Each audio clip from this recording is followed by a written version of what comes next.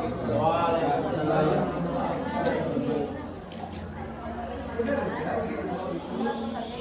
dari kelompok 6, kelompok bergerak akan membahas materi tentang takrif hadis.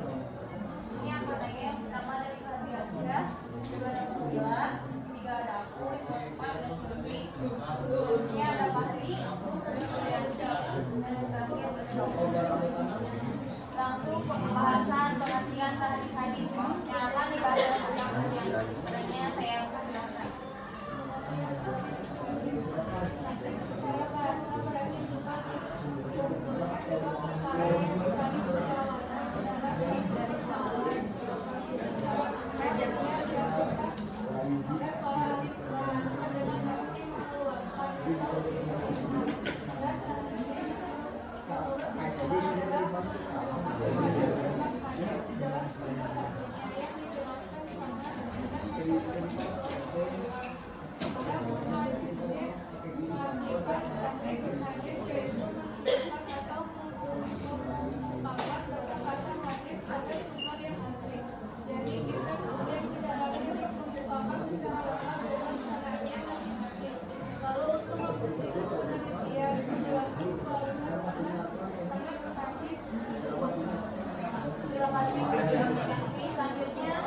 faidah tahrif hadis.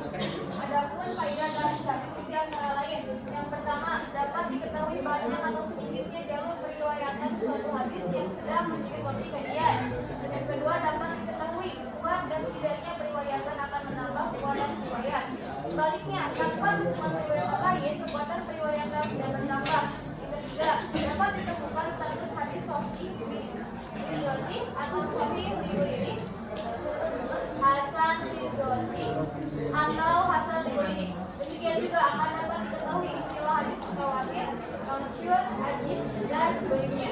Yang keempat, memberikan kemudahan bagi orang yang hendak mengamalkan setelah mengetahui bahwa hadis tersebut adalah maqbul atau dapat diterima. Sebaliknya, orang tidak akan mengamalkannya apabila mengetahui bahwa hadis tersebut maqbul atau ditolak. Yang terakhir ada 5, menguatkan keyakinan bahwa suatu hadis adalah benar-benar berasal dari Rasulullah SAW yang harus diikuti karena adanya bukti-bukti yang kuat tentang kebenaran hadis tersebut baik dari segi sanadnya maupun matanya. Selanjutnya sejarah tahrif hadis yang akan dibahas oleh Silvi.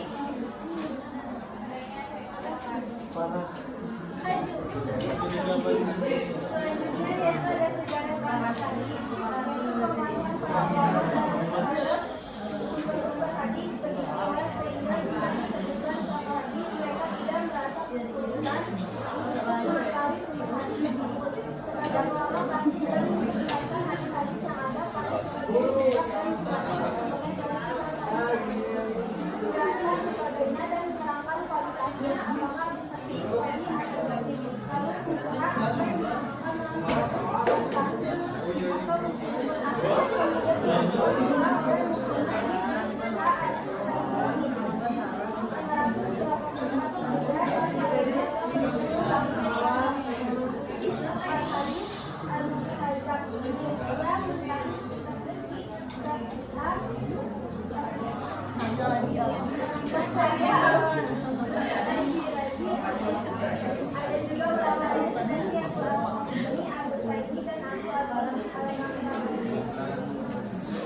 selanjutnya kami bahas oleh katanya saya persilakan.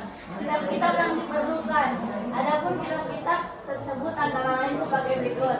1. Hidayatul Bahriyah Tartibi Ahaditsil Bukhari. Penyusun kitab ini adalah Abdurrahman Ambar Al-Misri Tahtawi. Kitab ini disusun khusus untuk mencari hadis-hadis yang termuat dalam Sahih Al-Bukhari. Lafaz hadis aturan huruf abjad Arab. Yang kedua ada Mu'jam Al-Fatih wala Siyama Al-Ghoribu Minha atau Mukhris Tartibi Ahadisi Sahih Muslim. Kitab tersebut merupakan salah satu juz yang kelima dari kitab Sahih Muslim yang disusun oleh Muhammad Abdul Baqi. Selanjutnya ada Miftah Sahifain. Kitab ini disusun oleh Muhammad Syarif bin Mustafa Al-Tawfiyah. Kitab ini dapat digunakan untuk mencari hadis-hadis yang diriwayatkan oleh Muslim. Yang keempat ada Al-Bukhiyatu Kitab Tinggi Ahadisi Al-Filyah. Kitab ini disusun oleh Sayyid Abdul Aziz bin Al-Syahid Muhammad bin Syahid Siddiq Al-Qamari. Kitab hadis tersebut memuat dan menerangkan hadis-hadis yang tercantum dalam kitab yang disusun Abu Nuaim Al-Asabuni wafat 40-ha yang berjudul Riyatul Awliyai wa Habaqatil Asfiyain. Yang kelima ada Al-Jami'us Shaghir. Kitab ini disusun oleh Imam Jalaluddin Abdurrahman Al-Asyuyuti wafat 91-ha. Kitab ini kitab kamus hadis ini membuat hadis-hadis yang terhimpun dalam kitab himpunan kutipan hadis yang disusun oleh Asyuyuti juga, yakni Jamul Jawabi. Yang keenam ada Al-Mujam Al-Fahwas Dewan Al-Fajil Hadis Nabawi. Penyusun kitab ini adalah sebuah tim dari kalangan orientalis. Di antara anggota tim yang paling aktif dalam kegiatan proses penyusun adalah Dr. Arnold Johan Frinsik, wafat 1996, seorang profesor bahasa Smith, termasuk bahasa Arab di Universitas Leiden, negeri Belanda. Kitab ini dimasukkan untuk mencari hadis berdasarkan petunjuk lafaz matan hadis.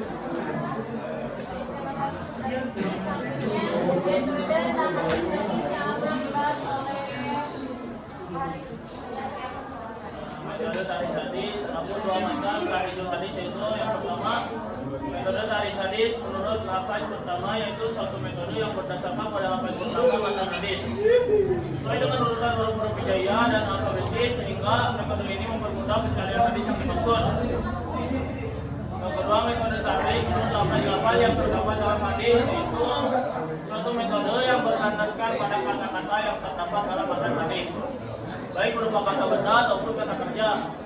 Yang terakhir, mencari hadis berdasarkan tema, yaitu upaya mencari hadis terkadang tidak didasarkan pada lafaz matan atau materi hadis, tapi berdasarkan pada topik masalah.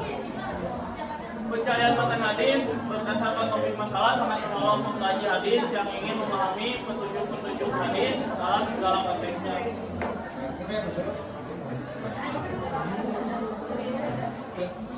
Baik, terima kasih kepada Kari. Selanjutnya syarat-syarat bagi orang yang mentahrizkan pada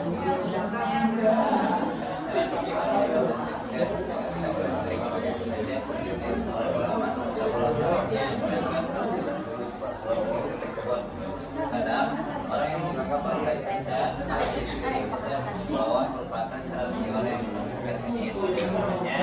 Yang pertama orang yang kedua, ketiga orang atau orang yang selalu menjadi kepada maksiat, syubhat, kecil dan kasar.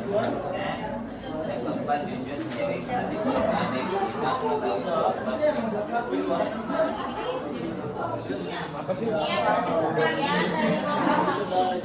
selanjutnya sesi ada yang ingin bertanya untuk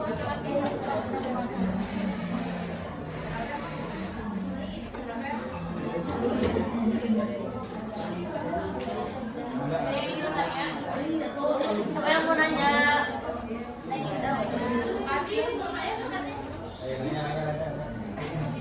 Nanya oi. Tuh,